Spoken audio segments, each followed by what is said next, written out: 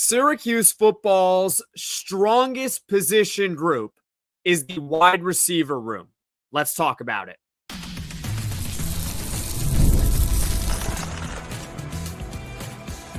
You are Locked On Syracuse, your daily podcast on the Syracuse Orange, part of the Locked On Podcast Network, your team every day. Hello, everyone, and welcome in a Locked On Syracuse. I'm Jackson Holzer, and thank you for making us your first listen of every single day here on the Locked On Podcast Network. It's your team every day. We are always free and available wherever you get your podcasts, whether you're watching this on YouTube or you're listening on your favorite audio platform. We are free and available wherever you get your podcasts. And on today's show, we are previewing the strongest position group on paper for Syracuse football heading into the 2025 college football season. We're going to talk about some sleepers in the wide receiver room because, after all, there are plenty of receivers on Syracuse's roster. We're going to go over some veteran depth players, guys who are 3 and 4 wide receivers on the team, but hey, when called upon, they can have a massive impact for Syracuse this upcoming season. But we're going to start by talking about the main 2 wide receivers that lead the position group for 2025. All that and more here on today's show of Locked On Syracuse. And before we get to everything, this episode is brought to you by Monarch Money. Take control of your finances with Monarch Money. Use code LOCKEDONCollege at monarchmoney.com for 50% off your first year. So about a month ago, here on this podcast, we ran a Poll Friday question, and ultimately we did that Poll Friday here on this podcast, a 10 to 15 minute podcast every Friday. And the question was, what's the strongest position group for Syracuse football on paper heading into 2025? And the majority of you agreed with my take that it's the wide receiver room. And I think it's pretty easy to project the top 2 wide receivers for Syracuse this upcoming season. And the main one is a guy that we've talked about a lot here on this show, but I'll be honest with you, we're going to continue to talk about this guy quite a lot because he might be the most important player aside from quarterback on the offense for the 2025 season. And maybe this is your first time tuning into Locked On Syracuse or the first time you're hearing about this player and you want to learn more about him. So this is the perfect podcast for you. And maybe you tune in every single day and you just want to hear it again. But the main leader is Darrell Gill. He's 6'3", he's 175 pounds, and he is a junior wide receiver. And on the surface, with a guy like Darrell Gill, you might be asking yourself and me, what's so impressive about a guy like Darrell Gill? Right? Because last year, plays in 12 games, 31 catches, 570 yards, 2 touchdowns. Jackson, why do you like Darrell Gill so much? Why do you continue to rave about this player? Well, there are 2 reasons why I really like Darrell Gill. Number 1, natural development. Darrell Gill is entering his 3rd season in college football. That means, quite frankly, he's no longer a baby in college football. It's time for Darrell Gill to have a big time season. And he has already taken a big step forward in his development. In his true freshman season, okay, he's a true freshman. He's new to college. He's new to college football in general. It's a tough adjustment going from high school to college, right? Plays in 13 games, but he only has 7 catches for 60 yards and 1 touchdown. But as I told you previously, his numbers in 2024, he took a massive step forward in development. So already he's on the upswing, right? And then you got a greater opportunity for Darrell Gill in 2025. Last season, he was the 5th option for Syracuse football. Not the 5th wide receiver, but the 5th option on the offense when the season really ended. And you look back on it, and you look at all the weapons that Syracuse had, he was the number 5 guy. Okay, you had 2 wide receivers that were clearly ahead of him, Jackson Meeks and Trevor Pena. Oronde Gadsden at tight end was ahead of him as far as targets. And then you also had a guy in LaQuinn Allen out of the backfield who was ahead of him in targets. Well, guess what, folks? LaQuinn Allen's gone. Oronde Gadsden's gone. Jackson Meeks is gone. And Trevor Pena is gone. What does that mean? Darrell Gill is set to be the number one option on the offense. Forget just wide receiver. The number one option on the offense appears to be Darrell Gill heading into this season. Is he ready for it? Well, when you factor in a bigger opportunity combined with already a natural step forward in development, I think he is. But it's the cliche, time will tell with a guy like Darrell Gill. But my prediction with Darrell Gill this upcoming season is that he will be an All-ACC wide receiver for 2025. And I'm not just meaning honorable mention. No. He's going to be first, second, or third team all conference in 2025. What are your thoughts? You think Darrell Gill is going to be an all conference wide receiver? Is that too high of an expectation, or is it just right? Or maybe you think he's going to be even better than that. Comment in the comment section below. Now, as far as the next wide receiver, I believe that it is going to be Johntay Cook, and we'll get to him in just a second. But keep in mind, he was brought in during the spring portal window, so it might take him some time to integrate him into Syracuse's offense. Just bear with me on that, okay? But for all intents and purposes, he's probably going to be a top wide receiver for Syracuse in 2025. He's 6 foot, 185 pounds. He is a junior wide receiver. He was brought in during the spring portal window from Washington, but his production was at Texas. Put a pin in that, okay? You can make an argument that Johntay Cook is the most talented football player on the team. Not just wide receivers, on the team. He is one of 2 Syracuse football players, by my estimation. I mean, I would literally have to go through all 100 players on the roster, but I'm pretty confident that he's one of 2 Syracuse players to be a former 5-star recruit in high school. The other being offensive lineman Zach Rice, who they also got in the spring transfer portal window. He has got electric talent. This is someone who can take the top off of defense. He's someone who you can throw a 5-yard hitch to, and he could take it 95 yards to the house. That is how talented a guy like Johntay Cook is for Syracuse football. But then you look at his numbers, and his numbers are underwhelming. He's played in 20 career games. They were all at Texas. Just 16 career catches, not 60, 16, right? 273 yards and 2 touchdowns. So things did not work out for Johntay Cook over at Texas. So what does he do after 2 seasons there? He decides to enter the fall transfer portal. And from the reporting out there, I believe it was a mutual decision both from Texas and Johntay Cook to part ways. So what does he do? Does he transfer to Syracuse? Nope. He originally goes to Washington. Unpin what I said about how he's a transfer from Washington, because shortly after he transfers there, he is dismissed from the program. On top of that, not too long ago, before Syracuse actually signed him in the transfer portal, he had been arrested for a couple of misdemeanors. So he's got some off-field issues, and he's also got some on-field issues. But Syracuse decided to take a chance on Johntay Cook. And to be honest with you, why not?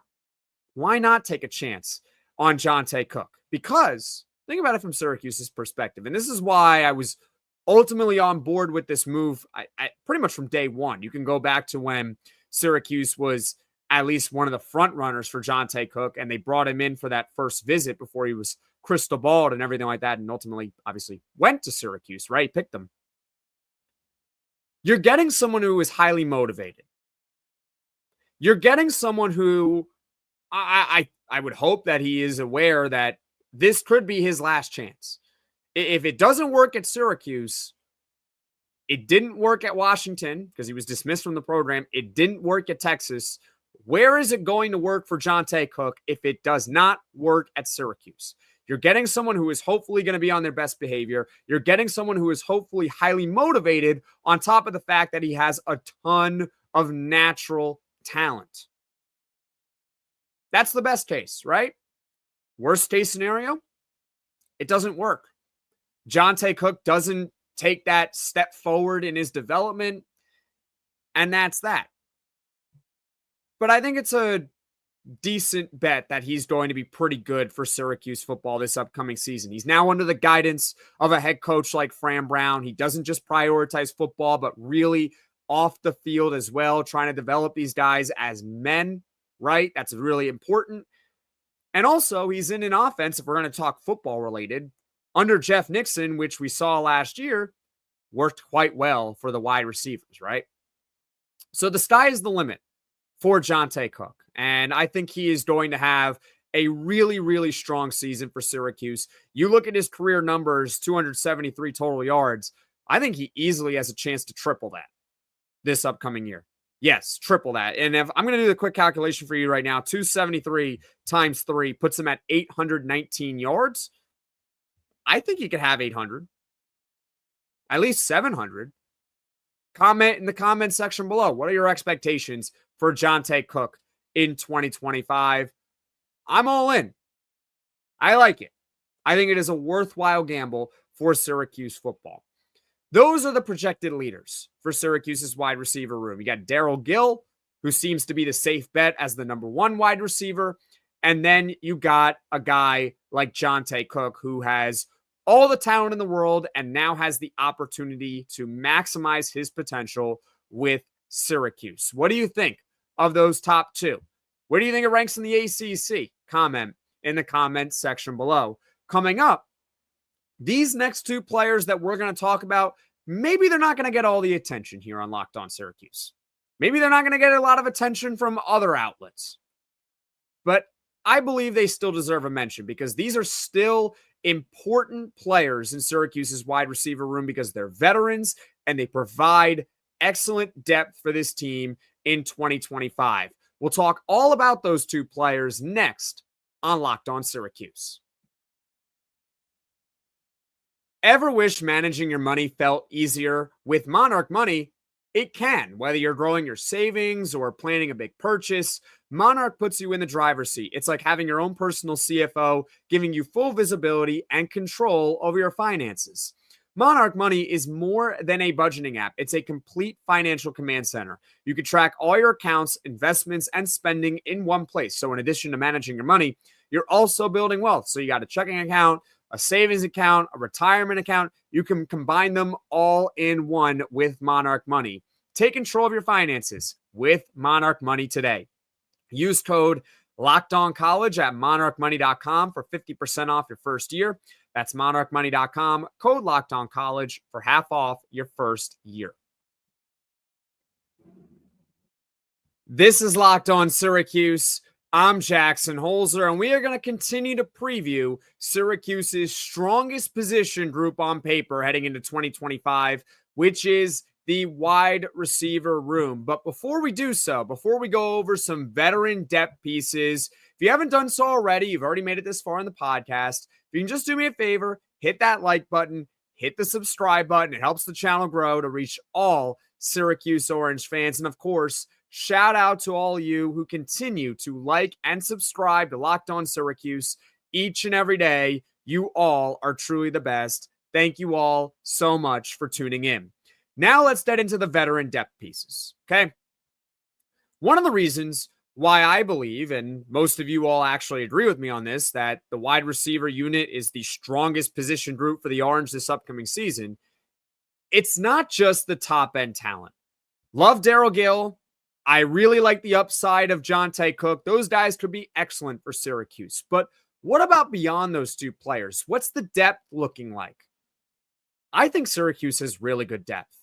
And we're about to talk about two key players that really make up the depth of Syracuse's wide receiver room.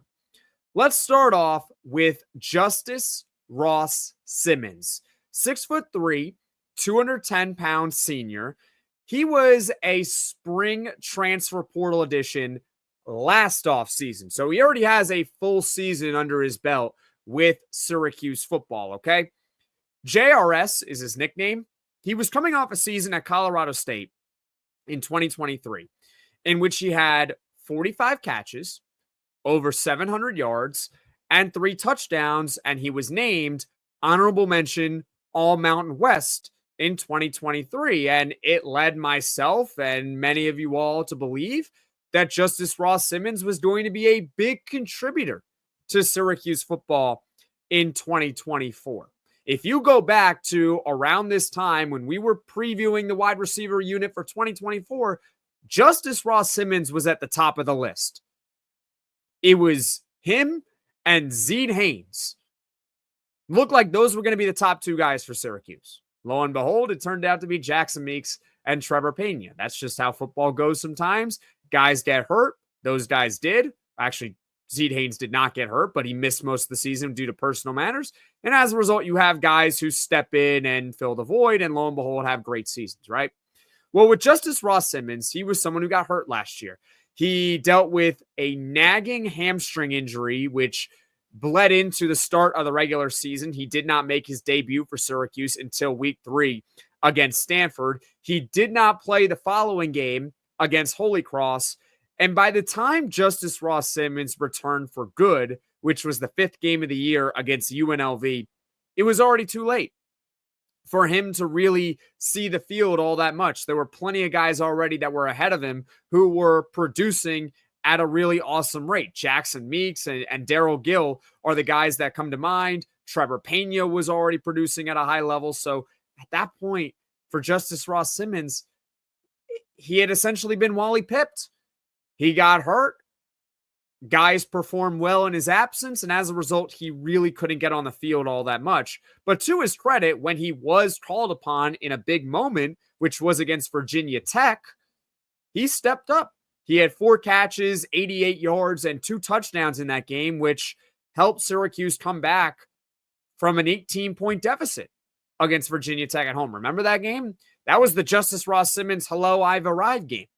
That was huge for the Orange, and it helped Syracuse really have a strong back half of the season.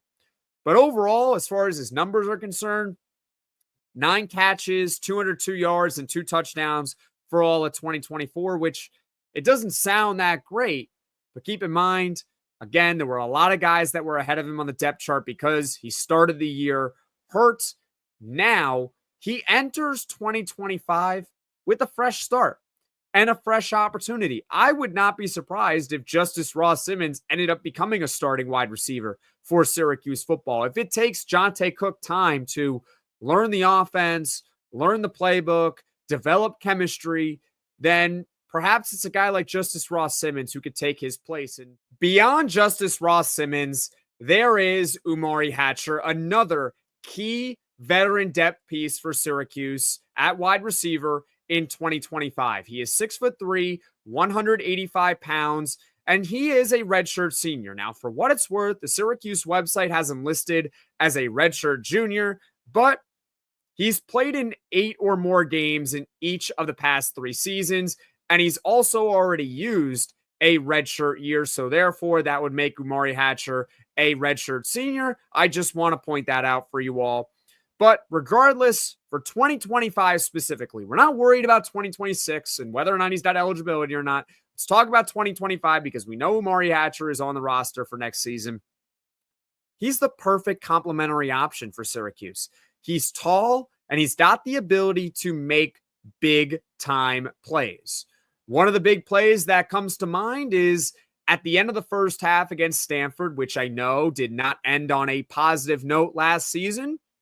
But at the end of the first half, Umari Hatcher made an incredible play where he caught a pass along the sideline, I believe, and he ended up taking it 67 yards to the house. He's someone who, when he gets the ball in his hands, he has the ability to go the distance.